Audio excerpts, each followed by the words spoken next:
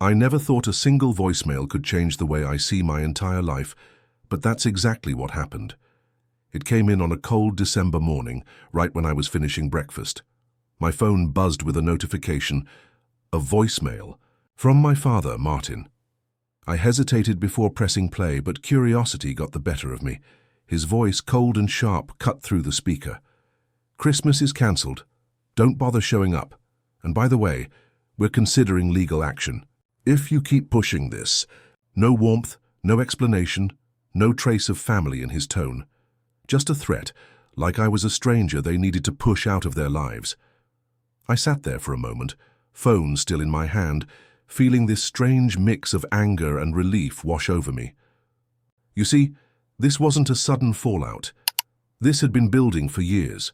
For as long as I can remember, I'd been the one bailing them out, paying off my sister Sophie's maxed-out credit cards, covering the shortfalls on the family mortgage, helping my parents, Martin and Susan, maintain the lifestyle they felt entitled to, the vacations, the new cars, the fancy dinners, even when they couldn't afford any of it. And through it all, they made sure to remind me I was never quite enough. I was the fallback plan, the emergency fund, the one they called when things got messy. But I was never truly part of the family, not really. That morning, after hearing the voicemail, I did something I'd been thinking about for months. Quietly, without fanfare, I removed my name from the $380,000 mortgage I'd been co-signed on for years. It wasn't easy. I'd put my own credit on the line for that loan. But I realized something important. I didn't owe them my life. I didn't owe them my future. As soon as the paperwork went through, the reaction was immediate. My phone lit up like a Christmas tree. Missed. Calls, text messages, voicemails piling one on top of the other. 67 missed calls in a single day. They weren't subtle. The messages started out angry. "How dare you do this to your family? Do you know what you've done to us?" Then they shifted to guilt trips. "We've always supported you. Family comes first. We're so disappointed in you." But by the end of the day, desperation was creeping in. "Please call us back. We need to talk. Don't do this to us." And for the first time in years, I didn't feel panic. I didn't feel crushed under the weight of their expectations. I felt calm. Looking back, it's hard to explain how things got to this point. It's not like they were always villains. There were good memories, family dinners, holidays, moments when I truly felt close to them. But somewhere along the line, something shifted. I became the safety net, the one they leaned on when they wanted something but didn't want to face the consequences, and I let it happen. Partly because I loved them, partly because I thought that's just what family does. But over time it became clear. The more I gave, the more they took, and the less they respected me for it. I remember one night, maybe a year before the voicemail, sitting alone in my apartment going through my bank statements. I had paid off nearly $15,000 in Sophie's credit card debt. I'd covered a $10,000 shortfall on my parents' mortgage, just to stop the bank from foreclosing. I was the one paying the utilities on their second home. And yet when they went on vacation, a family trip to Italy, I wasn't invited. They posted photos on Facebook, all smiles, wine glasses raised, beautiful landmarks in the background. I found out about it after the fact, scrolling through my feed like some outsider looking in. That was the moment when something inside me cracked. I realized I wasn't part of the family in the way they claimed. I was a resource, a convenient wallet, someone they could turn to when things got hard, but not someone they wanted to share their lives with. And slowly, over the next year, I started to pull back. Not in a dramatic, confrontational way, just quietly, carefully, putting up boundaries. It wasn't easy. Every time I tried to say no, the guilt came flooding in. "You're the only one we can count on. Why are you being so selfish? Don't you care about your own family?" But something had shifted. The voicemail was the final push. I sat there, listening to my father's voice, and I knew this was my chance to break free, to stop playing the role they had cast me in and start living my own life. Removing my name from the mortgage was just the beginning. What came next would shake everything up, in ways none of us could have predicted. I remember the night that really broke me. We were all sitting at dinner, me, my parents, and Sophie, and they were excitedly talking about an upcoming family trip. I sat there smiling, nodding along, thinking I was part of the plan. Italy, they said. 2 weeks, beautiful hotels, wine tours, boat rides along the Amalfi Coast. It sounded amazing. I'd always wanted to visit Italy, and after everything I'd done to help the family stay afloat, I figured, of course, I'd be included. But then, as the conversation kept going, something felt off. They were talking about hotel room arrangements, and there was no mention of me. I waited, thinking maybe they'd get to it, but then Sophie said it outright. "Yeah, we just didn't think you'd really fit in on this trip. It's more for the 3 of us." I remember sitting there, stunned, as my parents nodded like it was the most natural thing in the world. "It's just easier this way," my mom added casually, reaching for her wine glass.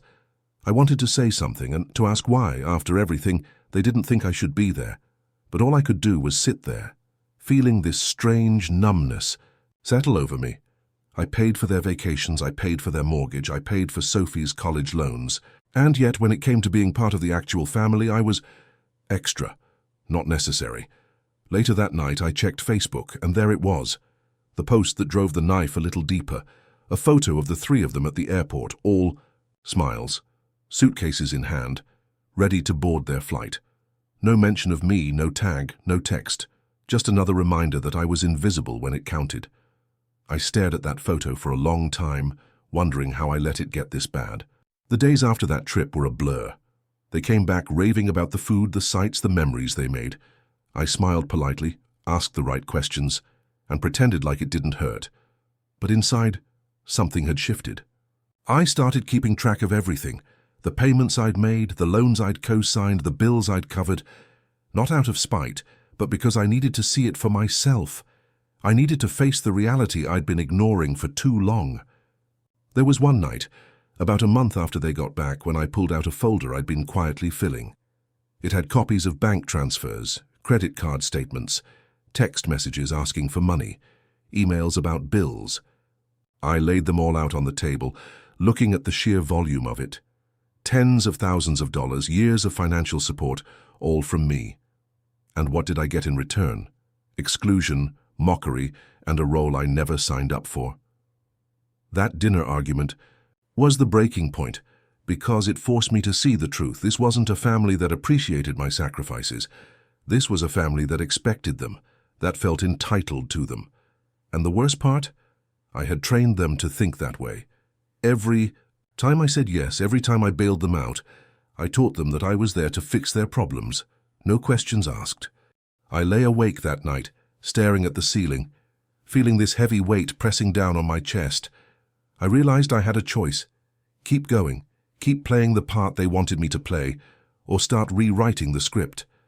I didn't know exactly how I'd do it yet. I didn't know how messy it would get, but I knew one thing for sure. I couldn't keep living like this. Something had to change, and soon. Once I faced the truth, I couldn't unsee it.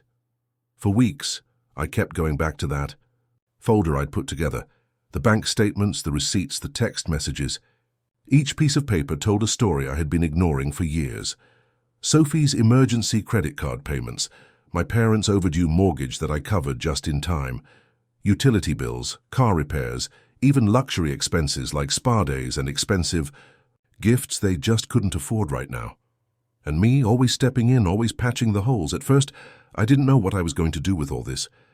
Part of me felt ashamed, not of them, but of myself for letting it go on this long. I kept thinking, how did I become the person they relied on but never respected? Why was I the one paying for everything when they treated me like I didn't matter? I realized something huge. They were never going to stop asking. There was no magical moment when they'd say, "You've done enough, Liam." The only person who could stop this cycle was me. The first real step I took was financial. Removing myself from the mortgage was symbolic, yes, but it was also practical. I called the bank, made sure the paperwork was in order, and officially untangled myself from their debts. It felt like cutting a heavy chain off my ankle. For the first time in years, I looked at my own finances, my own goals, my own dreams, and thought, what if I put myself first? What if I used that money to build my own life instead of propping up theirs? But it wasn't enough to just walk away quietly. I needed them to understand why. I needed them to see the full picture. So, one evening, I sat down and drafted a post. It wasn't bitter or angry. It was honest. I laid out the facts, how much I'd paid, how often I'd bailed them out, how I'd been left out and disrespected despite everything I'd done. I attached screenshots, bank records, and old messages to back it all up. And then I hit post. I didn't do it to humiliate them, I did it to reclaim my story. For so long they'd controlled the narrative. Liam is selfish. Liam doesn't help enough. Liam doesn't care about his family.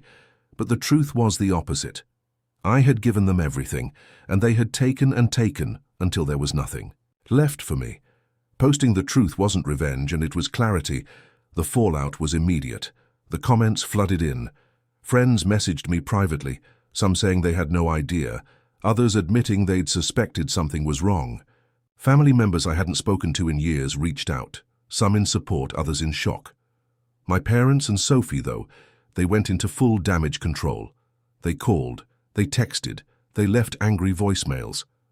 How dare you, Air family? Business like that? You're making us look bad. Take it down now. But for once I didn't budge. It's funny how when you start telling the truth, people who benefited from your silence suddenly panic. I wasn't being cruel. I was just being honest. And with every message they sent, every attempt to pull me back, I felt a little stronger. I realized they weren't mad because I'd hurt them. They were mad because I'd stopped playing along. I wasn't their fixer anymore. I was just me, finally free to tell my own story. I knew the confrontation was coming. After the post went up, and after I removed myself from the mortgage, the calls didn't stop. In fact, they doubled. Sophie left long voice messages, swinging between anger and pleading. My mom, Susan, texted me nonstop, asking for a family talk, saying we needed to fix this privately. My dad? His messages were cold, sharp, and full of threats, but I was done hiding. If we were going to have this conversation, it was going to be on my terms, so I agreed to meet them at a small diner in Chicago, a place we used to go when I was a kid. It felt almost poetic, coming back to a familiar spot but with everything laid bare. I arrived early, heart pounding but head clear. I already knew what I wanted to say. When they walked in, I could feel the tension. My father sat stiffly, arms crossed, eyes narrowed. My mother looked flustered, wringing her hands. Sophie wouldn't meet my eyes. For a moment, none of us spoke. Then Martin broke the silence. "Why are you doing this, Liam? You're tearing the family apart." I took a breath. "I'm not tearing anything apart. I'm just refusing to carry it anymore." I pulled out the folder, the same one. I'd pieced together over months. I laid it on the table. These are the payments I've made over the years, the debts I've covered, the emergencies I've fixed.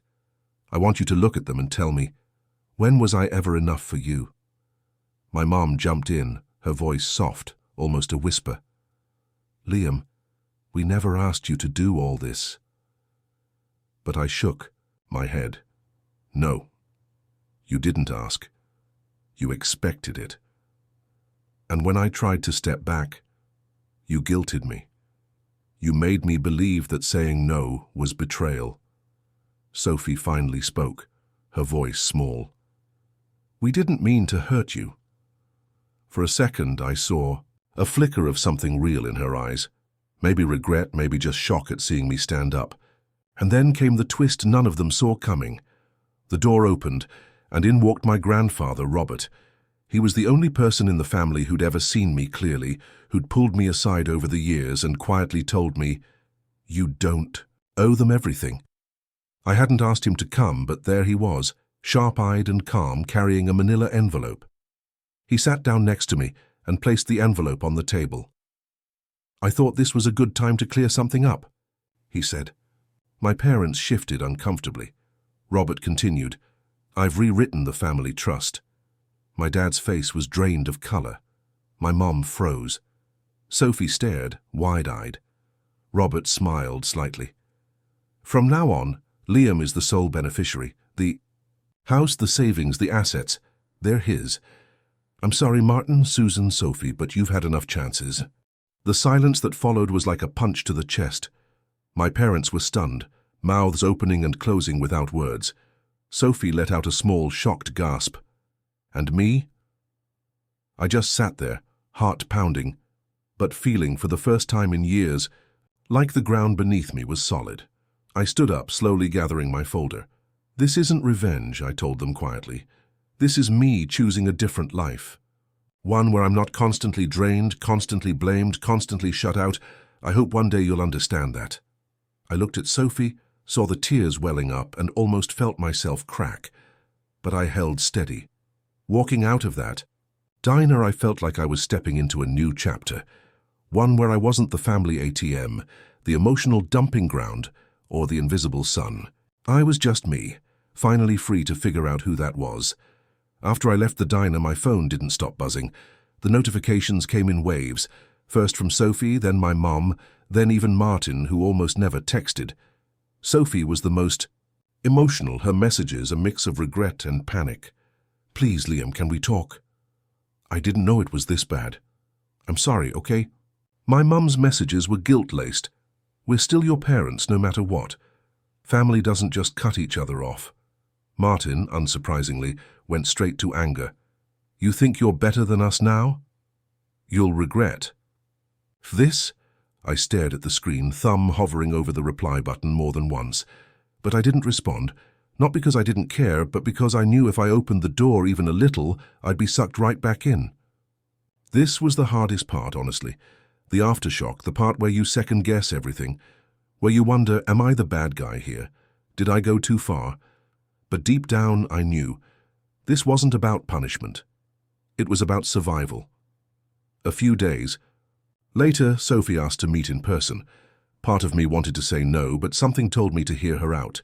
We met at a quiet park, away from everything. She looked different, not the confident, demanding sister I'd always known, but someone smaller, sadder.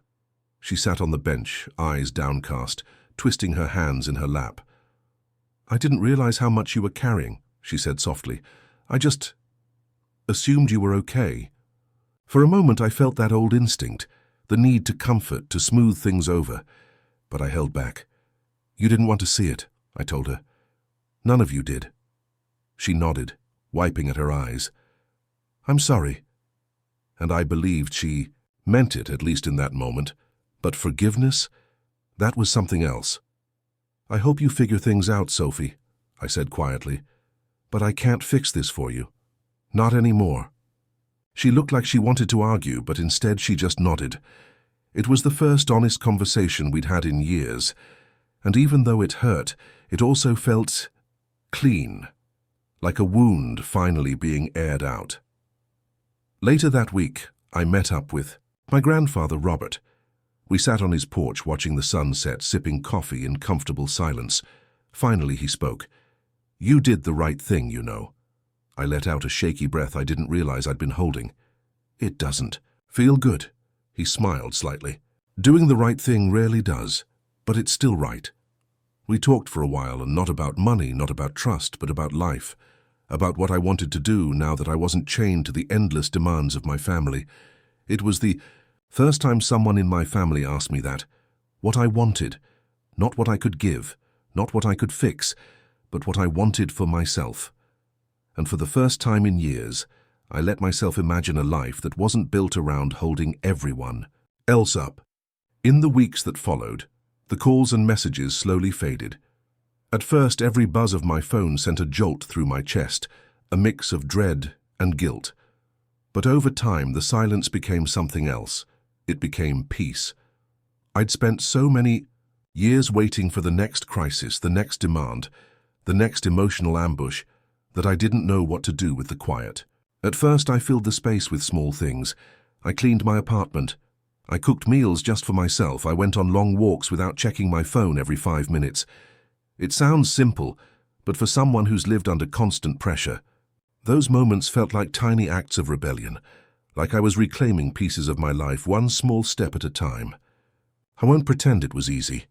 There were nights when the guilt crept in, whispering that maybe I'd been too harsh, maybe I should reach out. Maybe family really does deserve endless chances. But then I'd remember the years I spent sacrificing myself, the years of being the backup plan, the fixer, the invisible one.